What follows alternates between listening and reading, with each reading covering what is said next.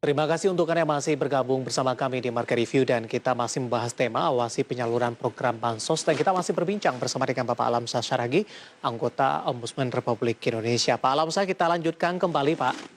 Hmm. Halo? Ya, Ya, sampai sejauh ini Pak Alamsyah, apakah memang ini penyaluran program Bansos termasuk program yang paling rawan? ya. Kalau menurut kami, semua itu sangat bergantung pada kesungguhan untuk membuat tata kelola yang baik ya. Ya. Ini catatan dari Ombudsman selama ini kan begitu yakin ya kadang pemerintahnya mengabaikan proses. Yang penting hasil itu, statement itu udah sering dan kita lihat bagaimana merumuskan undang-undang juga begitu tampaknya. Nah, tapi dalam wilayah implementasi hati-hati betul, jangan sembarangan di dalam konteks tertentu. Namanya pengawasan internal, akuntabilitas, transparansi itu jangan sangat penting dan pemisahan antara fungsi seorang menteri untuk melakukan kebijakan secara makro dengan para birokrat di bawahnya yang melakukan eksekusi administratif itu harus clear pemisahannya dan harus ada early warning. Jadi kalau sudah ada gejala itu langsung, nah siapa yang harus membeli early warning itu yang penting di pengawasan internal pemerintah itu harus ada gitu ya, yang memberikan hati-hati. Gitu. Ya. Nah kami melihat ini potensi bukan hanya bisa terjadi di Kemensos saja, kita sudah lihat juga kemarin yang baru-baru kan ya di KKP dan ingat bahwa ada Kementerian Pertanian yang juga punya bantuan Alsintan, demikian banyak bantuan benih. Ini potensial juga mungkin dengan cara yang tidak mudah di kasus bansos ini. Ada cara-cara atau modus-modus korupsi yang agak lebih advance lagi. Di Kementerian Perdagangan, ekspor impor dengan volumenya yang begitu besar, Kementerian Kesehatan dan Kementerian Pertahanan, kita ingat ada pengalihan dana dari Kementerian Kesehatan ke Kementerian Pertahanan terkait dengan pengadaan alkes dan lain sebagainya, itu juga perlu diawasi dan diberi warning oleh pemerintah sampai mana progresnya, dievaluasi. Jangan sampai kemudian nanti ada lagi OTT. Orang mungkin mengatakan OTT yaitu hukuman bagi menteri, memalukan keluarga, tapi menurut kami di Ombudsman itu kerugiannya jauh lebih besar. Ya. Kerugian yang jauh lebih besar itu adalah kepercayaan publik terhadap pemerintah. Maka apabila masih bisa dicegah, segera berikan early warning dan perhatikan betul, jangan diabaikan. Sebenarnya pengawasan yang ideal dan tepat seperti apa dari pandangan Ombudsman Pak Alamsyah?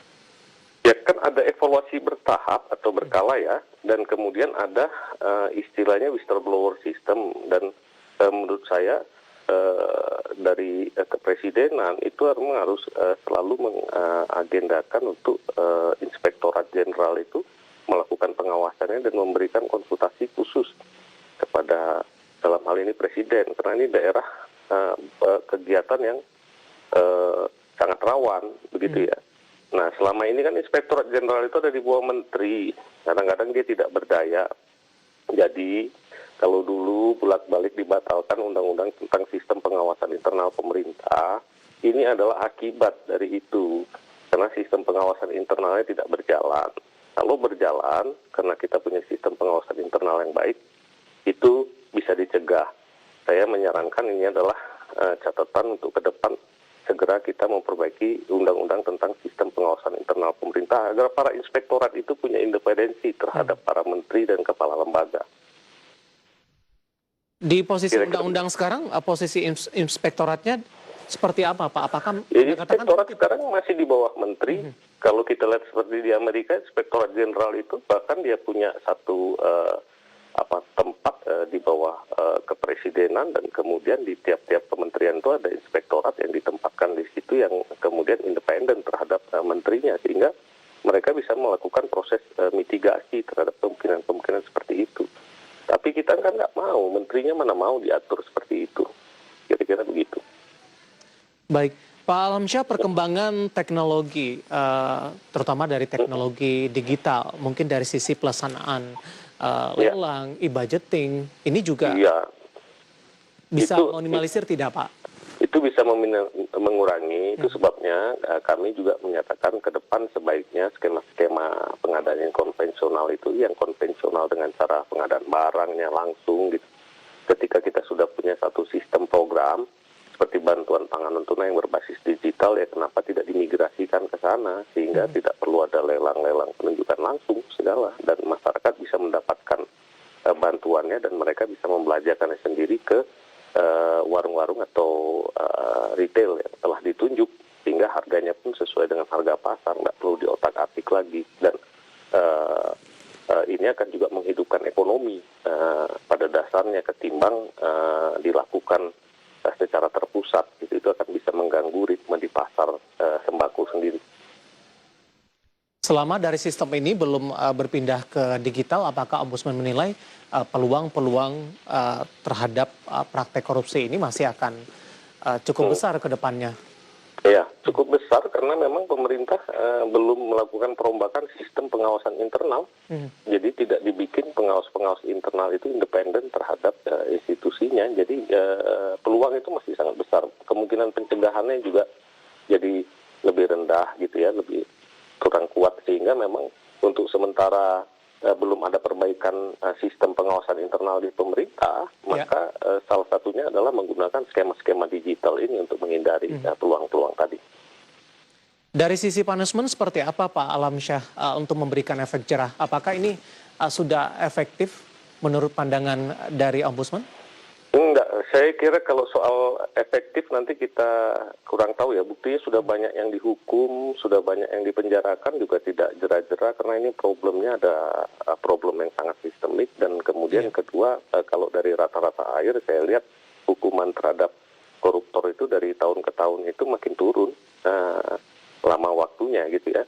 Sehingga sebetulnya secara ekonomis, kalau kalkulasi ekonomis dengan jumlah uang yang didapat dengan waktu tahanan tidak seimbang, lebih besar uang yang didapat, dan biasanya orang akan semakin berani, kecuali ada upaya-upaya pemiskinan yang biasa dilakukan di beberapa negara lain.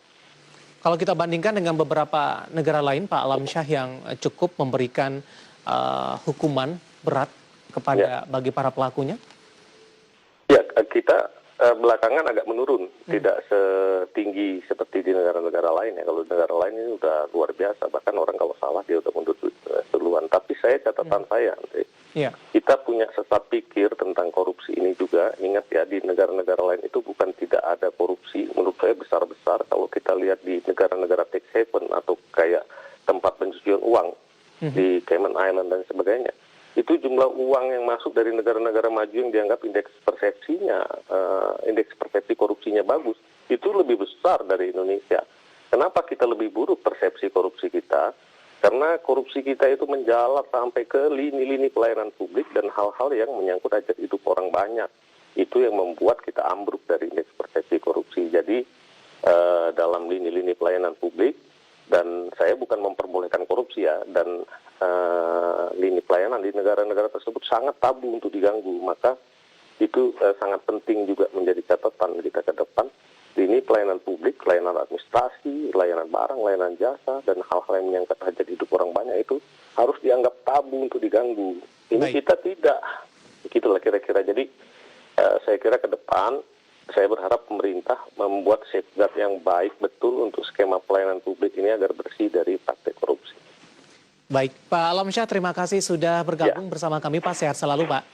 Terima kasih, sama-sama. Sehat selalu. Terima kasih. Ada Bapak Alamsyah Saragi, anggota Ombudsman Republik Indonesia, dan tadi kita membahas awasi penyaluran program Bansos, dan tidak hanya terkait dengan Bansos, kemudian juga beberapa program-program lainnya, dan juga dari beberapa kementerian dan lembaga lainnya yang dinilai cukup rawan, dan tampaknya ini dari perbincangan tadi ini memerlukan proses yang cukup panjang untuk membenahi dari praktek-praktek yang menyalahi atau melanggar hukum yang terjadi di Indonesia.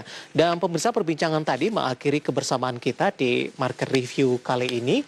Dan di masa pandemi ini tetap ingat pesan Ibu, jaga protokol kesehatan dengan tetap memakai masker, menjaga jarak dan jauhi kerumunan, serta mencuci tangan dengan sabun di air yang mengalir. Akhirnya saya David San Oval dan seluruh kerabat kerja yang bertugas mengucapkan terima kasih dan sampai berjumpa kembali.